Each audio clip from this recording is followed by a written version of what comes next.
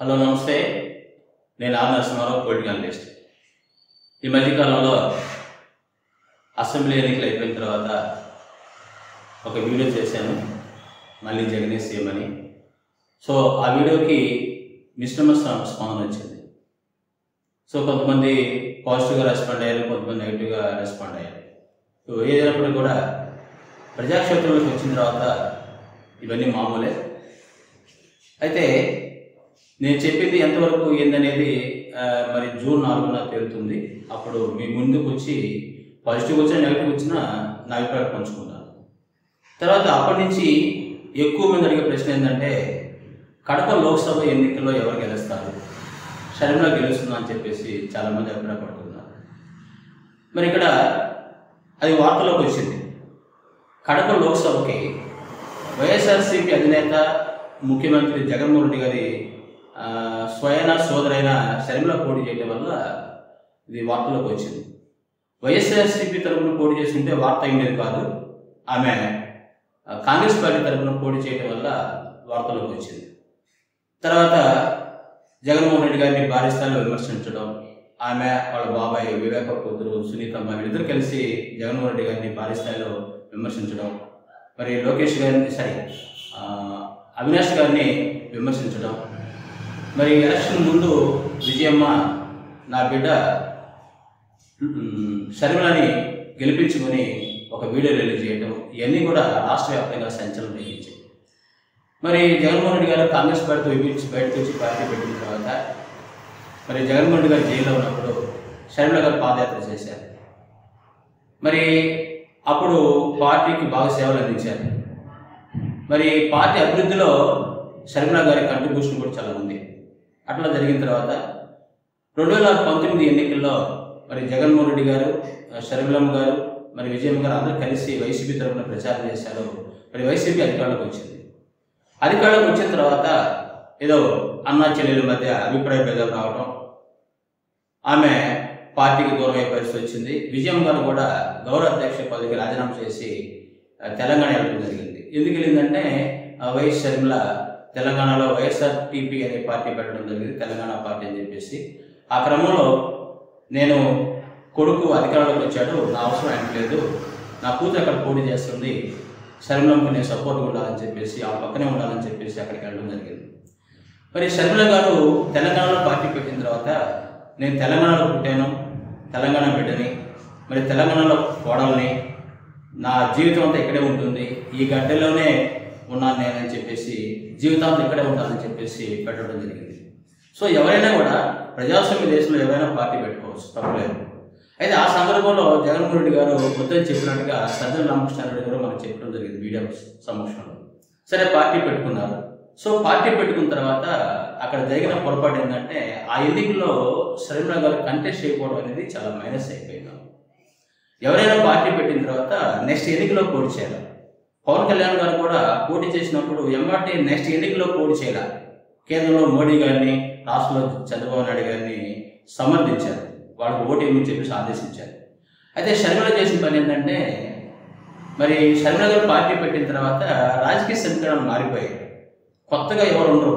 అటు టీడీపీ నుంచి కొంతమంది, టీఆర్ఎస్లో నుంచి కొంతమంది, వీళ్ళంతా వచ్చి కాంగ్రెస్ పార్టీ నుంచి కొంతమంది వచ్చి ఆమె నమ్ముకొని వచ్చారు. సో చివరి నిమిషంలో పోటీ చేస్తానని చెప్పేసి పాదయాత్ర చేశారు, ప్రభుత్వం విమర్శించారు, అన్ని పార్టీలు విమర్శించారు, నేను అధికారంలోకి వస్తున్నానని చెప్పి ఇవన్నీ చెప్పారు. నిక్ ఆఫ్ మూమెంట్లో, చివరి మూమెంట్లో ఎన్నికల్లో పోటీ చేయకుండా మరి కాంగ్రెస్ పార్టీలో మెర్జ్ చేసి మరి ఎన్నికలు పోటీ చేయకుండా ఉండటం వల్ల ఆమె కెరీర్ మొత్తం పాడైపోయింది. సో మొదటి నుంచి కూడా రాజశేఖర్ గారి బిడ్డని చెప్పేసి మాట్లాడుతుంది. సో ఈరోజు కూడా రాజశేఖర్ గారికి తెలంగాణలో చాలా అభిమానులు ఉన్నారు, చాలామంది ఆదరించారు ఆమె. సో ఆమె ఎన్నికల్లో పోటీ చేయకపోవడం అనేది కొంచెం మైనస్గా ఉంది. ఆమె వైఎస్ఆర్సీపీ నుంచి పోటీ చేసి ఏదో పార్టీతో అలయన్స్ పెట్టుకున్నా పర్వాలేదు, కాంగ్రెస్తో కానీ లేదా టీడీపీతో కానీ టీఆర్ఎస్తో కానీ పార్టీతో పొత్తు పెట్టుకుంటే బాగుండేది, గెలుచుంటే బాగుండేది. లేదా ఇండిపెండెంట్గా పోటీ చేసిన అదే ఆ పార్టీ తరఫున పోటీ చేసి కనీసం ఒక 4 సీట్లైనా గెలుచుంటే బాగుండేది. సో పోటీ చేయకపోవడం వల్ల ఆ పార్టీలో ఎవరైతే ఉన్నారో, ఆ నమ్ముకొని ఉన్నారో వాళ్ళందరూ కూడా భారీ స్థాయిలో విమర్శించి ప్రెస్ మీట్ పెట్టడం జరిగింది. అక్కడి నుంచి కట్ చేస్తే నెక్స్ట్ మన ఆంధ్రాకి రావటం, ఆంధ్ర పిసిసి అధ్యక్ష పదవి తీసుకోవడం, జగన్మోహన్ రెడ్డి గారిని టార్గెట్ చేయడం, అవినాష్ రెడ్డి గారిని టార్గెట్ చేయడం, విమర్శిస్తూ రావడం, చివరికి కడప లోక్సభ ఎన్నికల్లో పోటీ చేయడం. ఈ క్రమంలో అవినాష్ రెడ్డి గురించి ఎక్కువ టార్గెట్ చేస్తూ వాళ్ళ బాబాయి వివేకానంద రెడ్డి హత్య కేసుని ప్రధానంగా తీసుకోవడం జరిగింది. అది కొంచెం మైనస్, విమర్శించవచ్చు. కానీ అవినాష్ రెడ్డి చంపినట్టుగా అక్కడేం ఆధారాలు లేవు, అక్యూజ్డ్ నేరారోపణ చేయబడిందంటే ప్రత్యర్థులు విమర్శిస్తున్నారు. సో మొదటి నుంచి కూడా ఆమె అడుగులు కూడా కరెక్ట్ లేవు. రాజశేఖర రెడ్డి గారిని ఎవరైతే విభేదించారో ఆంధ్రజ్యోతి రాధాకృష్ణ అలాంటి వాళ్ళకి వెళ్ళి మొట్టమొదటిసారి ఇంటర్వ్యూ ఇవ్వడం అనేది రాజశేఖర గారి అభిమానులకి నచ్చలేదు. తర్వాత చంద్రబాబు గారితో కలవడం, ఆమె ఢిల్లీ వెళ్ళడానికి సీఎం రమేష్ టీడీపీ నేత మరి చార్టెడ్ ఫ్లైట్ బుక్ చేయడం. సో ఎవరైతే మొదటి నుంచి రాజశేఖర రెడ్డి గారికి యాంటీగా ఉన్నారో వాళ్ళతో కలిసి ఉండటం వల్ల కొంచెం మీద నెగిటివ్ వచ్చింది. తర్వాత లోక్సభ పోటీ చేసేది కడపలో. ఇప్పుడు పోటీ చేసిన తర్వాత ఎక్కువ మంది అడిగేది ఏంటంటే గెలుస్తుందా అనేది. సో శర్మిల గారికి ఉన్నటువంటి ప్లస్ పాయింట్ ఏంటంటే రాజశేఖర గారి కూతురు కావడం, 2 వాక్దాటి బాగుంది, స్పోక్స్ బాగా మాట్లాడతారు. సో రాజశేఖర గారి ఊపినట్లే చేయవడం అనేది ఆమెకి బాగా కలిసి వచ్చే అంశం. అయితే ఇక్కడ ఏమవుతుందంటే పార్టీ అట్టడుగు స్థాయిలో ఉంది కాంగ్రెస్ పార్టీ. అదే టీడీపీ తరపున అయితే బాగుండేది. కానీ మరి కాంగ్రెస్ పార్టీ అట్టడుగు స్థాయిలో ఉంది కాబట్టి 1% ఓట్లు లేని పార్టీతో పోటీ చేయడం వల్ల త్రిముఖ పోటీ అయిపోయింది. అటు టీడీపీ ఒకవైపు, వైఎస్ఆర్సీపీ ఒకవైపు, కాంగ్రెస్ పార్టీ వైపు. ఈ త్రియాంగిల్ ఫైట్లో శర్మిల గారు గెలవడం అనేది అంత ఆషామాషి విషయం కాదు, చాలా కష్టమే.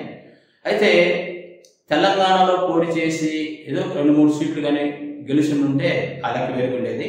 అక్కడ పార్టీని ఎన్నికల్లో గెలవకుండా కాంగ్రెస్ పార్టీ విలీనం చేయడం, అని ఇక్కడికి రావడం, నేను తెలంగాణ ఆంధ్ర బిడ్డనని చెప్పి రాజశేఖర గారి బిడ్డనని చెప్పేసి ఇక్కడ పోటీ చేయడం, అది జగన్మోహన్ రెడ్డి గారికి వ్యతిరేకంగా ఆ పార్టీలో పోటీ చేయడం వల్ల ఆమె మైనస్ అయిపోయింది. సో రాజశేఖర రెడ్డి గారి ఇమేజ్ అనేది జగన్ సొంతం అయిపోయింది. ఇలాంటి పరిస్థితుల్లో ఆమె గెలుస్తుంది అనేది చాలామంది అడుగుతున్నారు. సో నాకు తెలిసినంత వరకు ఆమె ఎన్నికల్లో పోటీ చేయడం అనేది కరెక్ట్ కాదేమో కడప లోక్సభకి. అదే ఇంకొక సందర్భంలో కానీ వేరే అయితే బాగుండేది, వేరే పార్టీ తరపున అయితే బాగుండేది. సో ఈసారి జరగబోయేటువంటి రేపు రిజల్ట్ మనం చూసినట్లయితే సో షర్మిలకి వ్యతిరేకంగా వచ్చేదానికి అవకాశం ఉందని చెప్పి నా అభిప్రాయం. సో తప్పనిసరిగా ఆమె ఓటమి చెందుతుందని చెప్పి నా అభిప్రాయం. Okay, thank you. ఫ్రెండ్స్, మీకు ఈ వీడియో నచ్చినట్లయితే షేర్ చేయండి, లైక్ చేయండి, సబ్స్క్రైబ్ చేసుకోండి. నా లేటెస్ట్ అప్డేట్స్ కోసం బెల్ ఐకాన్ ప్రెస్ చేయండి.